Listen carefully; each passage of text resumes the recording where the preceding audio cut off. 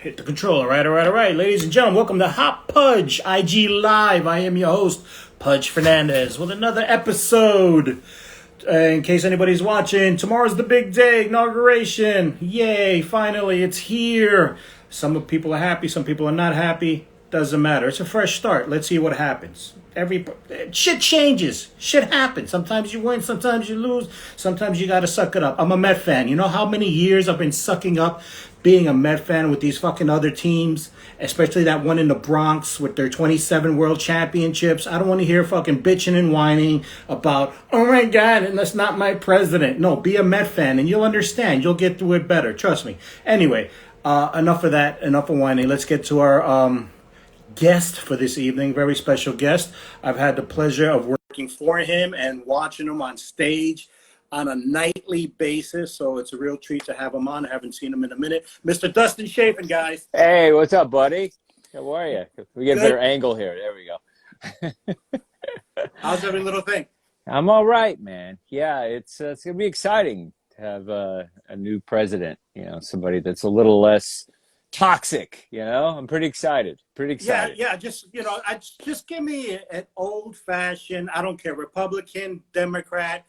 Swindling on the down low and lies, but says it with a straight face and a smile. Just the old-fashioned kind of politician. Yeah. That's all I ask for. Exactly. Senile, you know, an intern on the side. Just something we can digest, you know? Thank you. The good old days. Oral sex. And you know. So what? A couple of lies. Sniff I'm not a crook. A little hair sniffing. That doesn't bother me. It's just the chaos of this last guy is just unbelievable.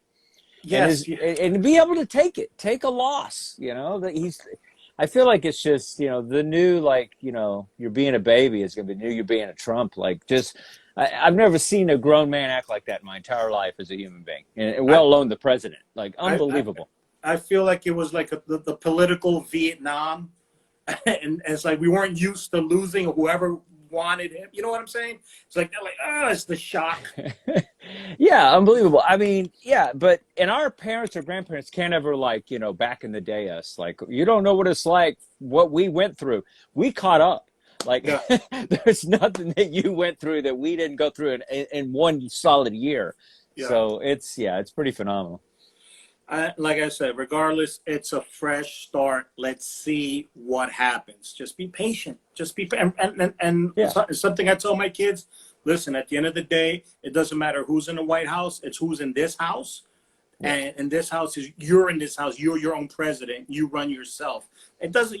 They don't. How much do they actually change our lives? Honestly, I mean, the taxes go up and down. It changes who we are. Obama changed who we are and how we thought about color and how we thought about people, and this guy also made people change the way they thought about things. And I'm hoping that with Kamala and everything, it's it's going to heal that kind of rhetoric of how people treat each other and stuff, because it's freaking nuts. I mean, when I was watching that the invasion of the Capitol, I mean, I think I recognized a couple of relatives. At one point, I was like, I think that's my Uncle Tommy. But so hopefully that was scary. Yeah, that was unprecedented. That was raccoon hats and just craziness. Yeah, it's hopefully those people will just relax and just calm the fuck down. How were they? I mean, not only what they did, but how was nobody shot? Don't we have armed guards? How did they not? Yeah, that. I mean, I don't know. I'm picturing myself because I was in the military. And when they put you on a post and told you to guard something, you guard something. And if they tell you there's a challenge and password, then there's a challenge and password. And if they don't got it, then you shoot. You have specific, what are these? I'm like, because they're protecting it's senators. It's our congressmen, it's senators. Yeah, it's also kind of like how refs are with Tom Brady. It's like sometimes they just let some slide. I think some of those guards were Trumpy people, and they're like, "Oh, I didn't see anything. I'm going to look over here, and what you do, I can't stop you. If I don't see it." So I think there was a little bit of looking the other way. I think that was definitely happening. Unfortunately, I mean, I don't know what kind of oath they take or how they get sworn in. These guys are supposed to be protecting. Because I'm thinking, okay, the president has Secret Service. These guys are important too, also. You know, like, Yeah. I don't they mean, deserve the same amount of protection in some way, shape, or form? Like, if it's that, if it would have been the White House and they jumped the fence, it shouldn't be almost the same reaction. yeah, you would hope, but so let's hope that that kind of Yeah, tension of people and people do the right thing this time. yeah, Do let's see. yeah, I don't know. We got somebody who knows what they're doing. So whether you like Biden or not, he's a pro. And so the thing is, the experiment of yeah. the non-politician is over. Like, we know what happens when you do that, and I don't think we don't ever have to do that again. Like, let's get some. I like outside the box. I just feel like they found the wrong peg. I like the idea but that, yes, the wrong peg, that they're not fit. Yes. Yeah, but So he I think held no office. I mean, Reagan was a governor. Like, I mean, it's like there's been people that were maybe not experienced, but well experienced, but he did nothing. Went from game show to president. That's ridiculous. You can't do yeah, that. yeah, and Game show host to president. Come on, man. You no, can't do that. yeah, no, that's the exact, too much of a leap. Like outside the box, but wrong Yeah, peg. maybe Definitely run wrong peg. some little city council, maybe PTA, something. Like, he did nothing. I don't know. Totally. Let's see what happens. And do you think he's gonna like disappear into the wings, or just go about it back to his own business? Because a lot of people think he's gonna just rile people up and try to stay in the political loop. Yeah, But he's addicted to attention and fame. So no, he's not going to go away. He's going to be this annoying person. He's probably going to have 3 TV shows on, his own network, or yeah, he's not going to go away. He's just going to be this voice we'll never get rid of. But at least we don't have him in the White House. He won't be making, calls for us as a nation. He'll just be in our ear all the time. He's not going to go away. He's going to be the most annoying thing ever. You know what I mean? Does he get his Twitter rights back after tomorrow? I don't know. I don't care. I don't even care that he's noise. That doesn't bother me as long as he's not in charge. I can handle. We've been handling noise forever. Right. You know what I mean? Like, there's so much annoying people out there, but it's like to not have him in charge is it doesn't matter. He can talk all he wants. Rile his people up all he wants, as long as he doesn't get reelected. And the thing is, the fact that he's thinking about campaigning for 2024, that's kind of like getting fired at your job and then dropping your resume off on the way out. It's like you're just like, hey, I shit in the coffee machine, but in case something else opens up again, here you go. Here's my resume. So check box. He's out. New president. Now, what's next? COVID. COVID needs to change. We got rid of. We finally had a guy that just acknowledged that it was a horrible thing that happened in this country, and they're mourning, the deaths of people, and that's a start. We're starting to heal. Yeah. That was a class act, man. To just have a mourning of remembrance and the people that died. Like, that's how you start. It already feels better. Yeah. I just hope that there's enough shots. I'm hearing I saw them say in the news, New York's going to run out by the end of the week, and it's like, holy shit, we just started. Biden's not going to go into this and not pull it off. Like, he knows that everybody's expecting him on the right side to fail. He's going to go in hard. I think he's going to turn it up. You know what I mean? Because he knows that the pressure is on to get these vaccines out and to get everything up. So I think he's going to pull it off. I really. He's going to have an action plan. He's going to have a plan. He's got an objective, and he's going to have half a plan. the people didn't want him, like a lot. So he's got a lot to prove, and I think he's going to pull it off. I really. And do. the first 90 days is always the most important, because what is it? After 90 days, he has his first presidential. Whatchamacallit? The little speech they do first 90 days in office. We don't know. We tell dick jokes in comedy clubs. We don't know. I'm trying to hang out. I don't have a show. I don't have to. I have nowhere to perform. State of the Union, is that what it's called? I don't know. Is that what it is? Yes, State of the Union. Yes, Union Square. I don't know. State of the Union. One of those. So yeah, he's going to come hard. He's going to come hard for the next 90 days. I'm pretty sure he has a plan. And the right people around him. That was the biggest thing with Trump. I don't think he had the right people around him. Or maybe he did and he didn't listen. This guy, And the music's already better. He's got J-Lo, he's got Lady Gaga, he's got Garth Brooks. Can you imagine how many fans Garth Brooks lost by, supporting Biden? Like, that's unbelievable. Like, I expect Lady Gaga, but think about that for a second. How many millions of fans Garth Brooks lost by supporting Joe Biden? You know what I mean? Like, those are his people. And I never liked it. I don't know.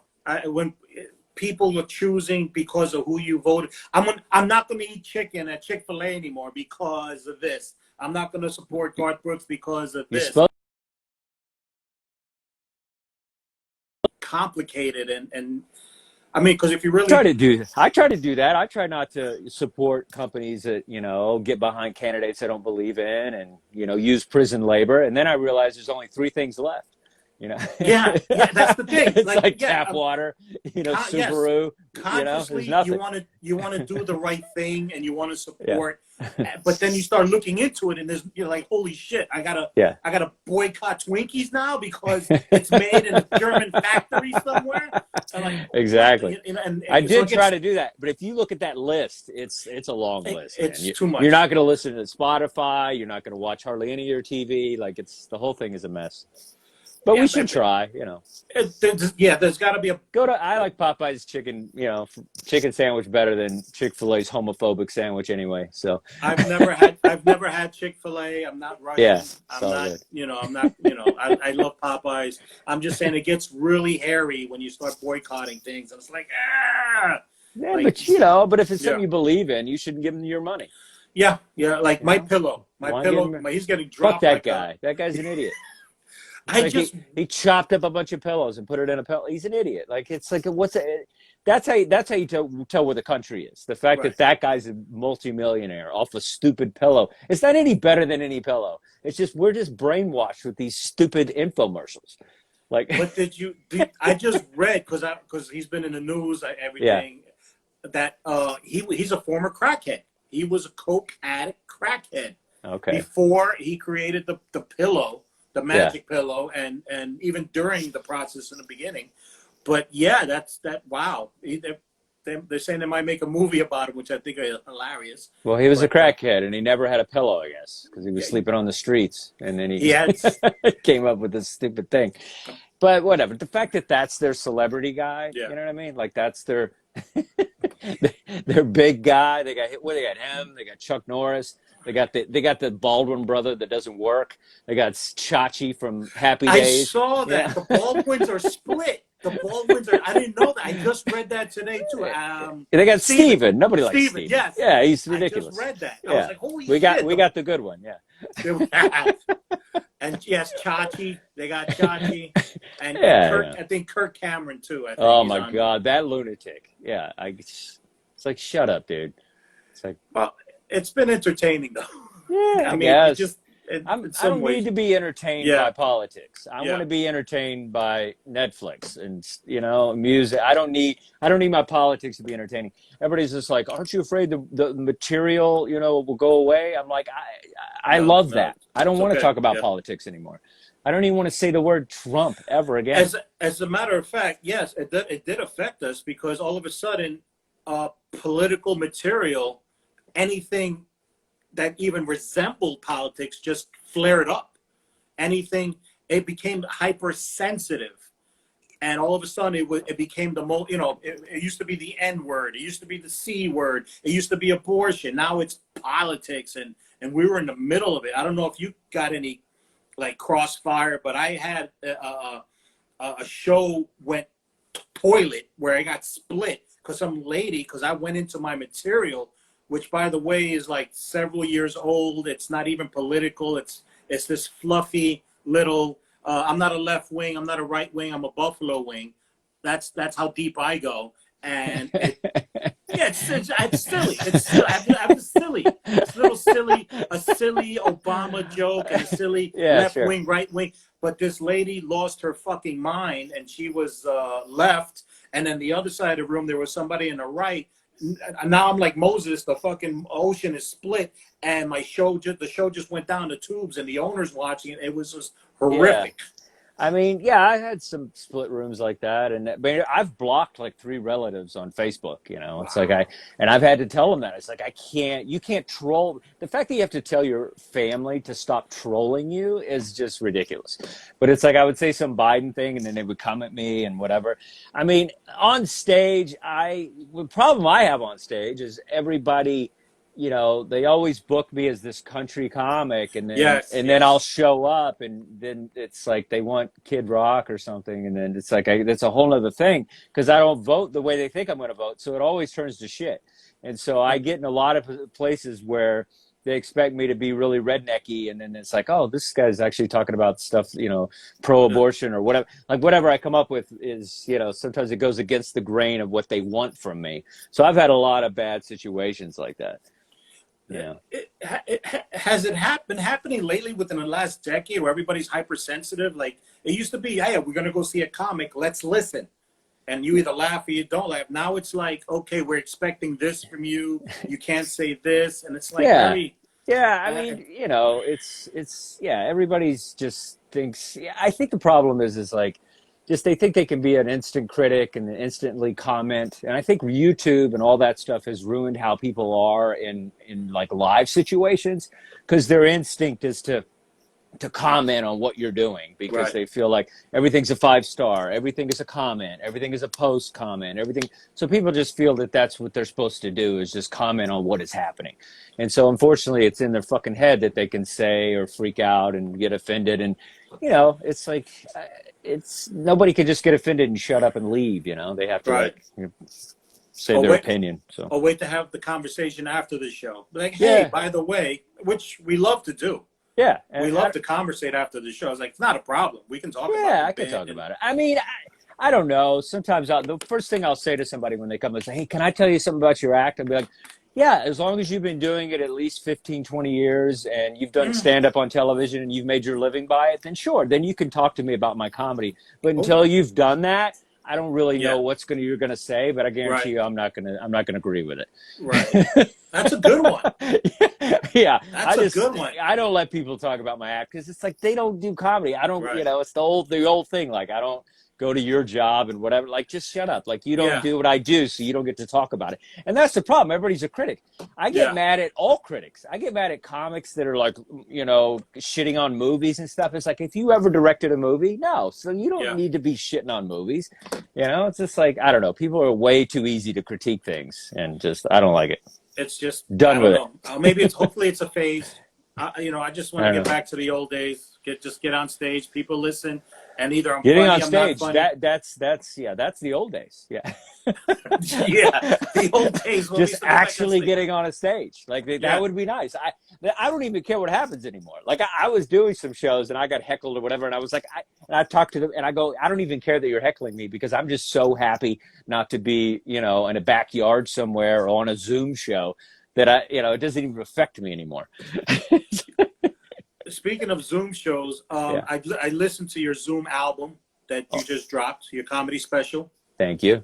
and outstanding. I'm Thank you, jealous buddy. Thank you because so much. because not that I don't like Zoom shows, I suck at them.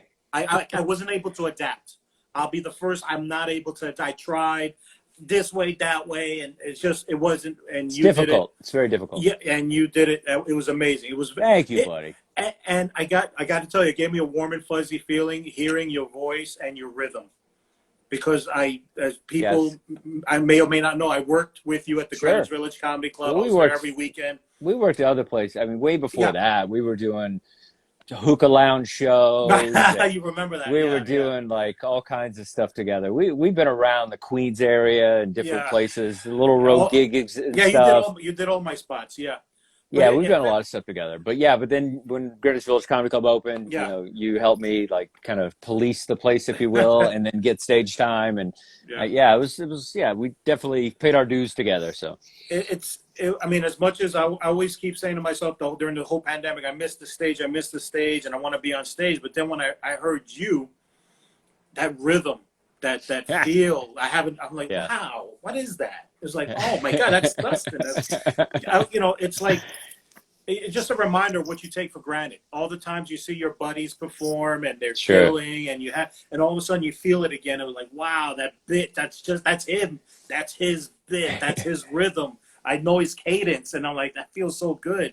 You know, it was nice. It was really nice. Yeah. And I just, can't wait to get back on stage. But it was nice, man. You rocked it. Thank you. Thanks, man. Yeah, it was, it was an interesting thing because, I was like, when the whole thing went down, I was panicking like everybody else. and just thinking, what can I do? What's going on? And, I think the first thing I did was a Instagram live stand-up show. And those are rough because, the comments just keep coming. Yeah. So at least you can cut the comments off on a Zoom show. But you're getting, and so, sometimes people, just getting getting heckled by emojis and different things. So I had a hard time kind of adapting to it eventually. But the Zoom thing the bar was so low too. I just started writing my ass off because I never did I never did old stuff on a Zoom show. Like that was my rule. Is don't do something I did on stage on a Zoom show. Just it has to be new material. Like that was the rule I set for myself. And so if everything bombed, I could just be like, well, it was all new. So I never got hard on myself if it didn't go well because it wasn't my tried and true stuff. And so that's what got me through the Zooms. I just treated it like a glorified open mic. It was a place where I'm gonna just work out new shit. I'm not gonna get freaked out if nobody laughs, because you can barely hear what's happening anyway. Don't concentrate on that, because that's the problem. If you go in with club ears, you're going to drive yourself crazy. Yes, it's not the same. And if one guy laughs, it's the host or your friend on the show, then take that and just play with it, and don't get so caught up in like, I'm bombing, because everybody bombs on a Zoom show. Like, because it's not a real environment for comedy. So you just have to kind of like not have a better attitude about it and not take it so serious. So I just kind of went in it like that, and it helped my kind of psyche when I did these shows. I think that was the best. Yeah, you because I was trying too hard to figure it. I knew it wasn't the same, and I was just trying to figure it out, find the rhythm or the method, and I was I was trying too hard. Yeah, it was, just got to do new stuff. And, and that was the thing. It was just like, and there was a lot of comics that I'd see on the same shows. And so I didn't want to do the same material in front of them. Right. And so I feel like a lot of the comics were part of the crowd. So I knew that I had to make them laugh too. So that's why I always did new stuff. And I still do. It's a great place to just work it out. And, if you're a comic just sitting there waiting for it to all come back, I think you're kind of doing yourself a disservice. You gotta just do it wherever it's available. If it's on a rooftop, if it's on a Zoom, you got to just go where the comedy is. And unfortunately, there's a lot more Zoom shows right now. So, but you got to know. And I found out, with this pandemic, how much of an artist we are.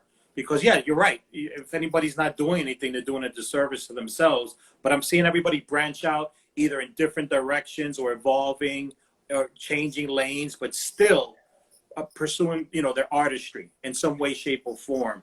Some adapted to the Zoom shows. Some are doing Instagram. Some are doing podcasts. Yeah. Nico White dropped this different style comedy special, which was like, whoa, what is that? It's like, totally. Man. I mean, I think he did a thing without an audience, which, I was kind of on the fence about that. But at the same time, it's kind of a groovy thing. You just kind of do your own thing. And that's the thing, is we all kind of find our way. I'm a purist. I feel stand-up needs an audience, but that's just me. Just because I feel like I need, like you said, the rhythm. Like I need to hear something, or I can't, do this properly. But props to him. His and yours were my favorite because they're totally different, but they were born out of the pandemic, and that just that just shows what kind of artist you are. We can't be stopped. They took the stage away. Didn't matter. We evolved. Like, and you just have to be smart. It was pretty cool. Yeah, you have to be smart about it. And my whole thing was like, look, my only goal was like, I got to get this album. I got to get it on Sirius XM. That was my only goal, because I was like, I know if I get it in rotation, then I can make a little money. And since I'm not being able to tour, it'll keep me afloat. So that was the goal, and I got it on there, and I was worried it wasn't going to sound good enough, but our good friend Anthony Kapfer helped me produce it with Comedy Records, and they really did a great job. It made it sound good enough, and I was fortunate enough to be able to get it on Sirius, and that was the goal.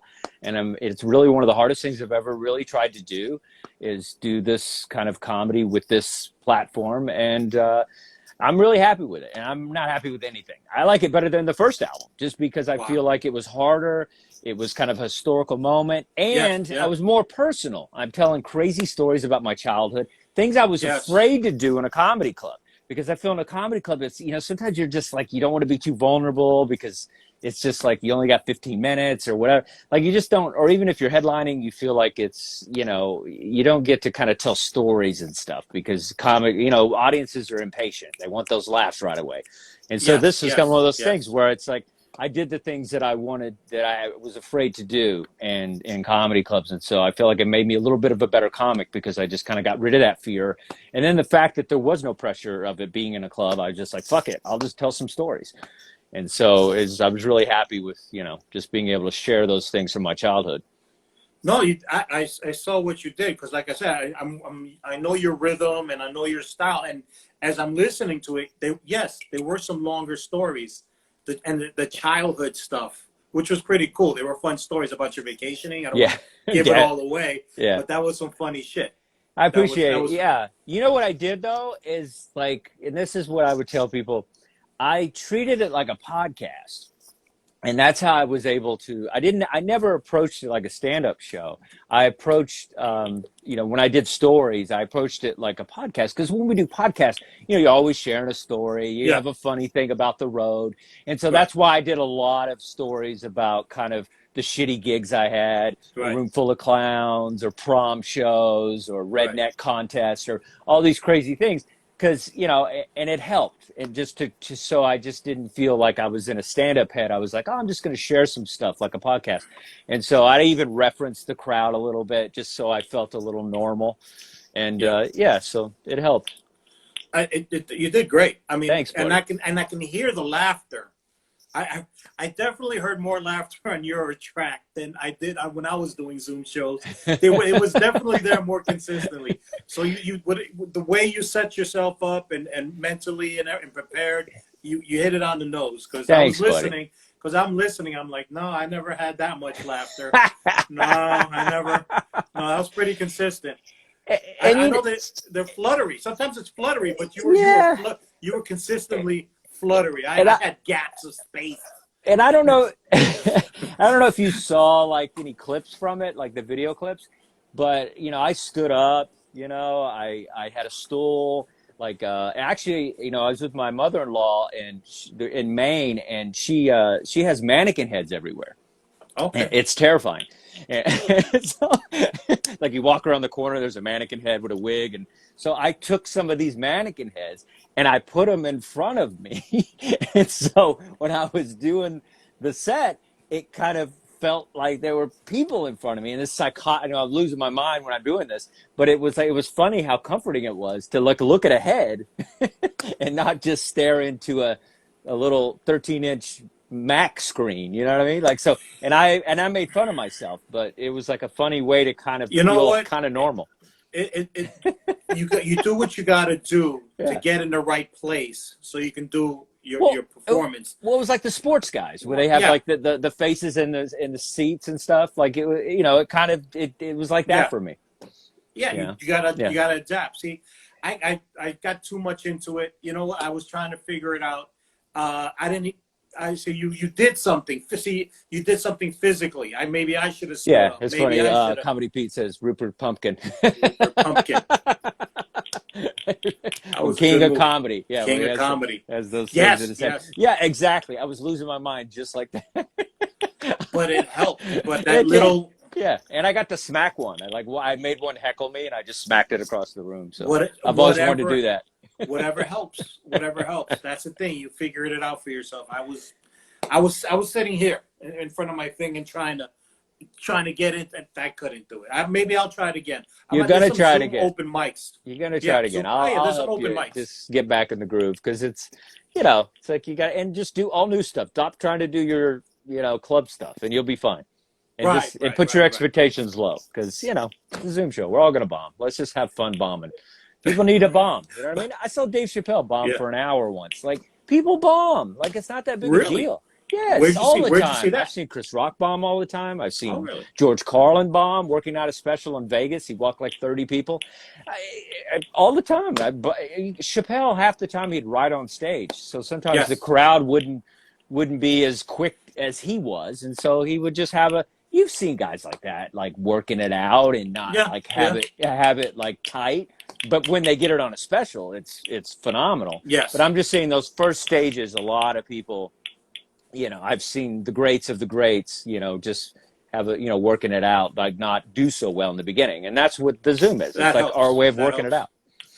Yeah, I'm gonna definitely get back to the open mics and just get warmed up again, and just Yeah. not, like I said, not care. And which is funny Care, because man. ironically it's the same thing on the real stage. When you're coming up, you care too much, and until so you Yes, just dude. when you don't give a fuck is when you break through. It hurt me. This whole before this, like because I've said this a few times on some of these kind of podcasts, but I was becoming one of those guys that just did the same 45 and just like went on the road, and I had a good act and I crushed, but I wasn't growing. And then you see somebody like Bill Burr and he's like doing a brand new hour, and you're just like, because he's taking that risk. And so he doesn't have that thing in his head. It's like, I gotta just be perfect. Like he just takes a risk. And then, that's what, unfortunately, it took this horrible pandemic, COVID thing for me to not be lazy and believe in myself. I'm guilty. I'm Yeah. guilty. I'm Yeah. guilty of not taking risks. I Yeah. have it all written down. I have it written down. I'm not scared to not write it and try to figure. But when it gets to the stage, I'm like, I don't know, and Yeah. We it just hurts too gotta, much. we gotta let go of that. Yeah. And it's like, that's hurt me for many years. And so, it's been nice to not have to have that feeling anymore. Wow, that's great. I can't wait to get to that level. Just today, make that It's change, just, baby. yeah, I know. It's just some of it. Some stuff I'm like, it's too painful. No, but you're a guy that has tons of stories, man. You're in the military. You have kids. You have tons, and that's what I feel. It's like we all have someone. I've said this a few times. I'm gonna say it again. Vic Henley told me. He passed away, and he told before. He had told me that I'm more interesting than my act. And I keep saying this when I do these interviews because that's the greatest thing I've ever heard in my life, because it hurt hearing it, but it was like I knew what he was saying. And basically what he was saying is dig into those places and pull out your life and those stories, and stop just doing those jokes that work all the time. Like put some things aside and just try the new stuff and talk about your life.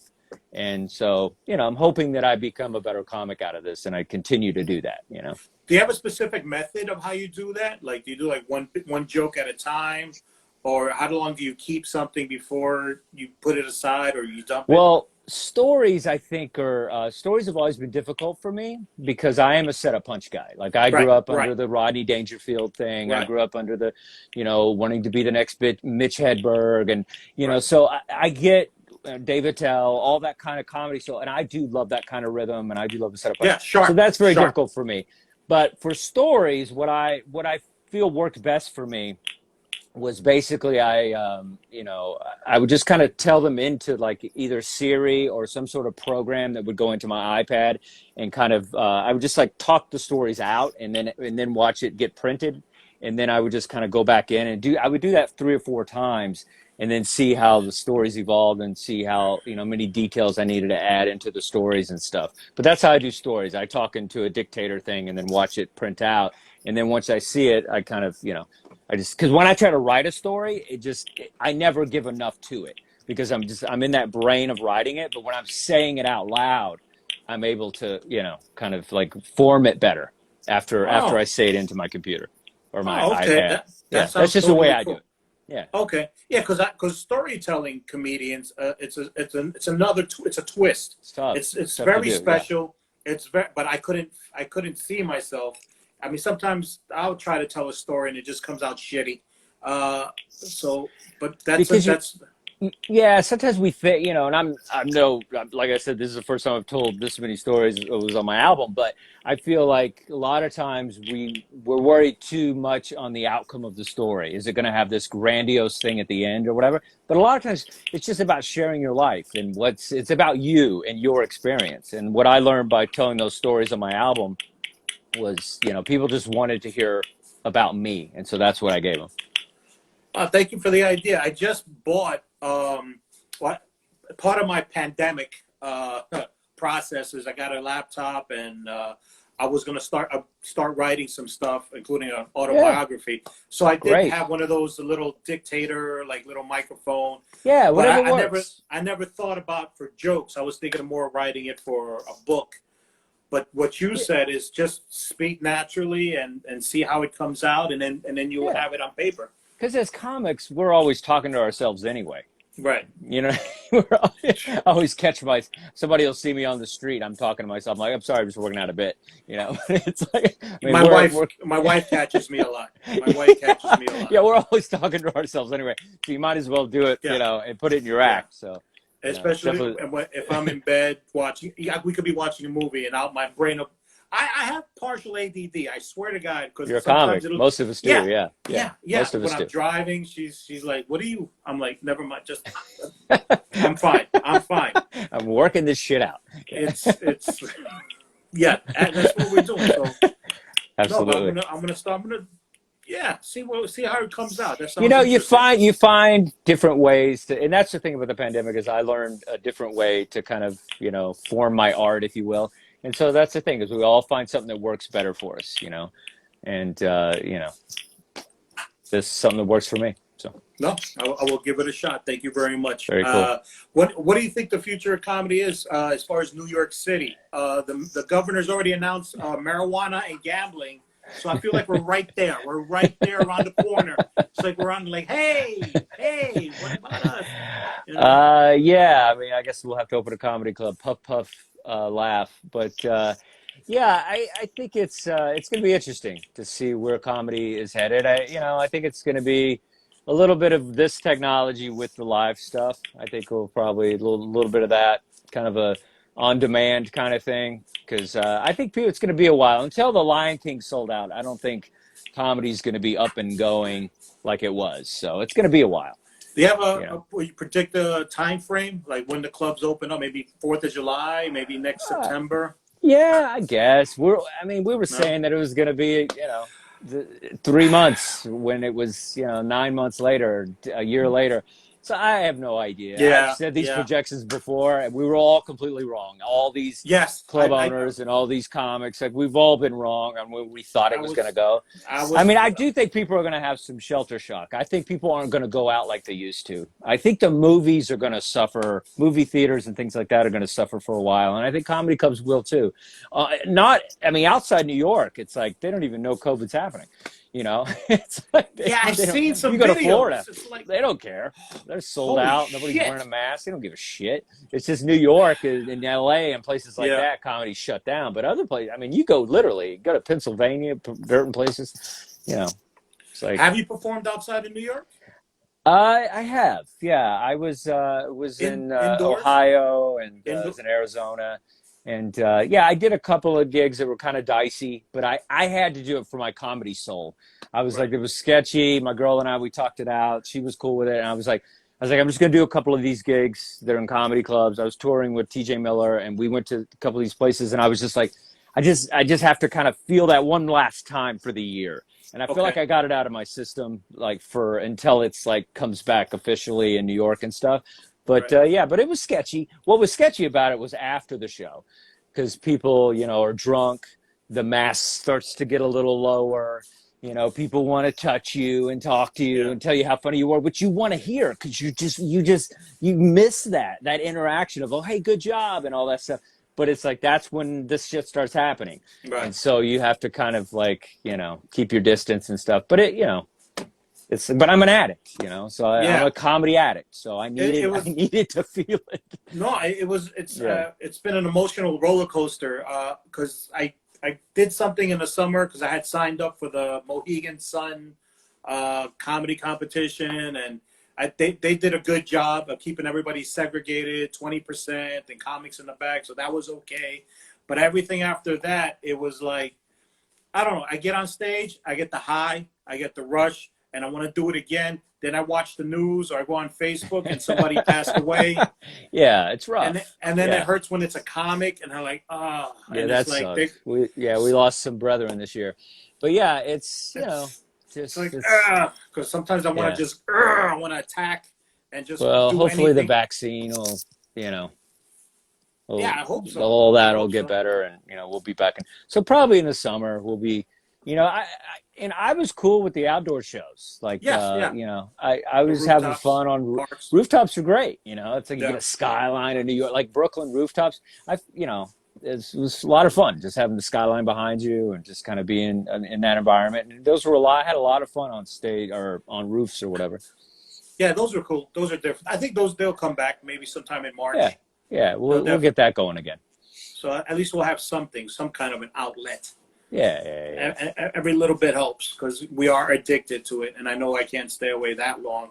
And the people are addicted to it too. People Yeah. need laughter. It's like we've been traumatized for this past year. It's like people really want to laugh, and that's what drives me nuts. How the hell are we put in the same category as strip clubs when we're like mental health specialists? We help people forget their troubles. Yeah, liquor stores are open, but not us. Well, you can't compare strippers and comedians because strippers make money. But yeah, I worked in a strip club. I've seen it. I know. Strippers make a whole lot of money. Yeah. It's I mean, I understand it. Unfortunately, I kind of support Cuomo. I know a lot of people don't because they're pissed off and they want us to, I don't want to be in a comedy club and somebody gets sick and then we're all shut down for the next year or whatever. So I think Cuomo has, there is something about spitting and laughing. And I know there's a lot of controversy about it because Saturday Night Live and different things. People, I get that, but But I think the comedy, a lot of the owners, they didn't wait. They went ahead and moved forward with like plastic barrier. I mean, they set up, they put a lot of money and work. Thinking they're going to open. I did a show in Ohio, and it's like they had like the hockey glass all over the crowd, and then they had they fumigated in between shows, and they did a good job, and I think it was safe. So we'll see what happens. I think it's just really small spaces are going to suffer for a while. I think we need the open space comedy clubs. The bigger spaces are going to do a little better before the small ones kind of like open again. Oof. Well, I can't wait for that day to come because, yeah. But until then, write your book, man. Do your Zoom shows, baby. No, this is what I did. This is great. This is great. And that's the thing. We should have been doing this all along. And that's the thing is like we should have been having YouTube shows and Instagram shows and podcasts. And it took this, for us to all be doing what we should have been doing all along. You hit the nail on the head. Yeah. As a comedian, 15 years, I focused too much in one area, but not the other. Me too. I was all about writing, stage time writing, craft, the writing. But I didn't have a YouTube channel. I wasn't creating content. I really wasn't into social media. And, the plus side of this pandemic was I was able to take a time out. Yeah. And look at myself and say, okay, what is it that I'm missing? And I've been focusing on that. And got the Instagram Live. I got a website, YouTube channel. Yeah, I was focused on taking care of everybody else but myself. And so it took this and retiring from booking and all that crap. And now I can just be a comic. Nobody's asking me for a spot. I feel so fucking, it's amazing. No emails. I mean, I don't know how many fights I've gotten with comics over like just bullshit shows I was running. And it's like, I don't want to be in fights with comics. I just want to be a comic.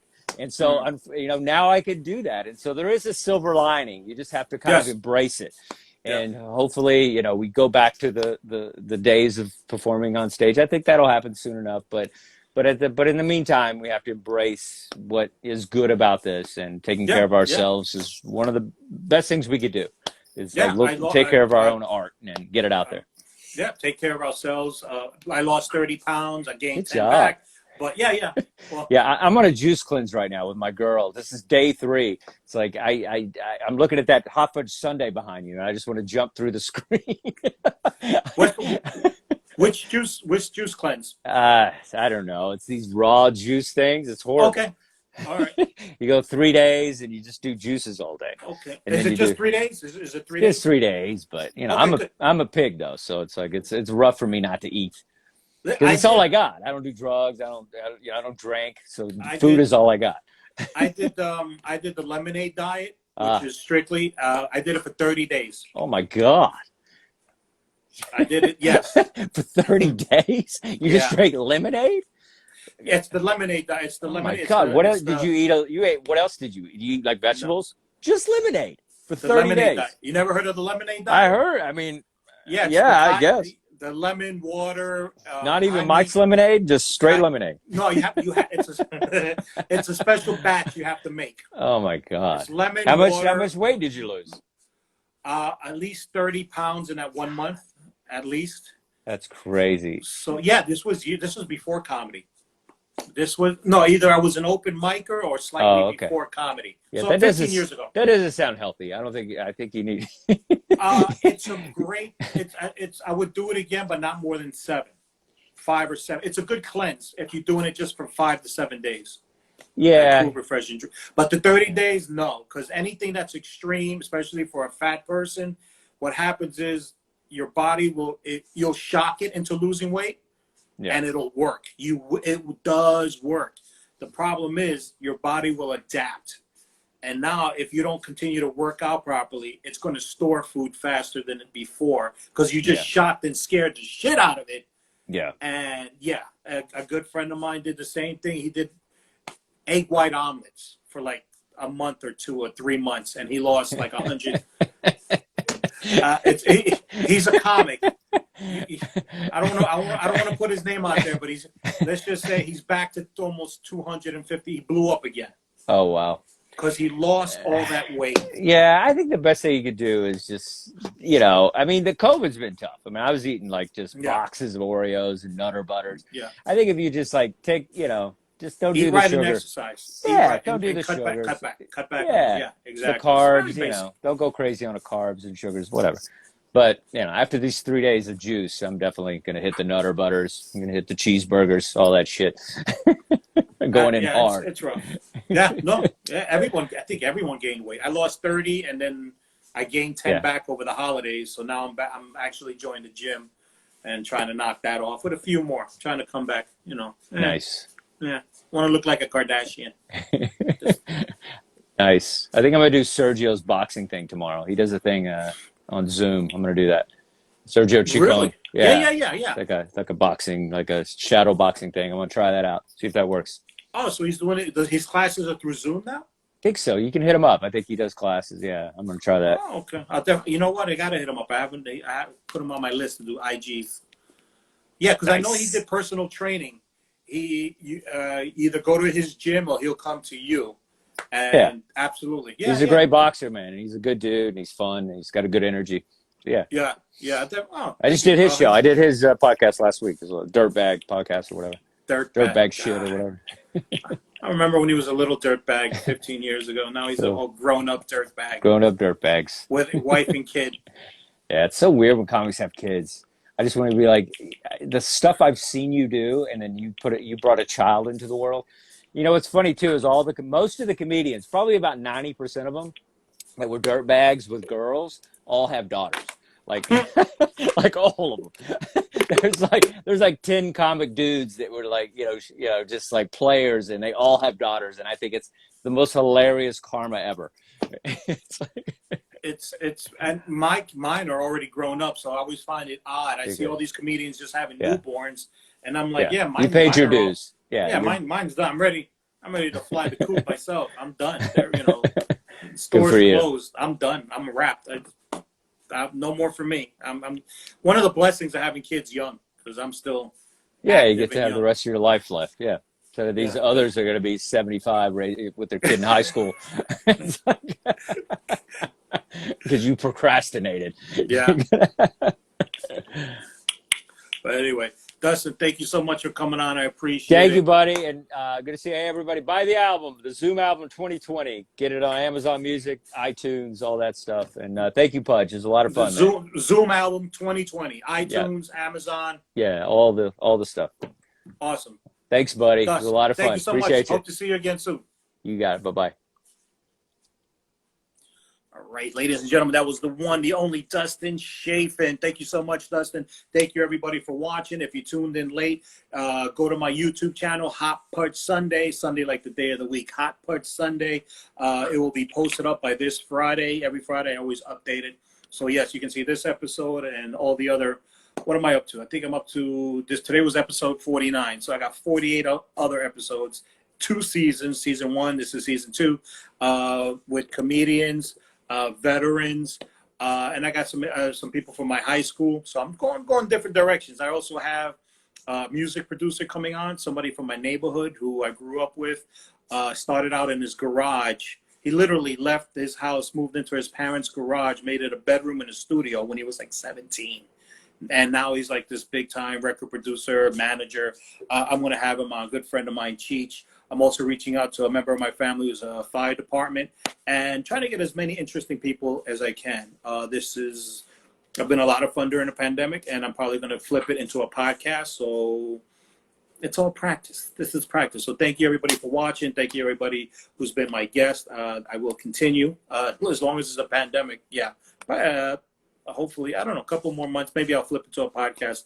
Let's see. Let's see what happens. Anyway, thank you, Dustin Chafin. Thank you, everybody, for watching. Again, go to my YouTube channel, Hot Pudge Sunday. Don't forget to subscribe. You'll see all the Hot Pudge IG lives. A little series I did in the beginning, 6 feet, 6 questions, while I was running around the city, asking questions to comedians from 6 feet away, and a little bit of stand-up comedy. So, and don't forget my website. Can't forget my website, pudgefernandez.com. Thank you, guys. Have a good night.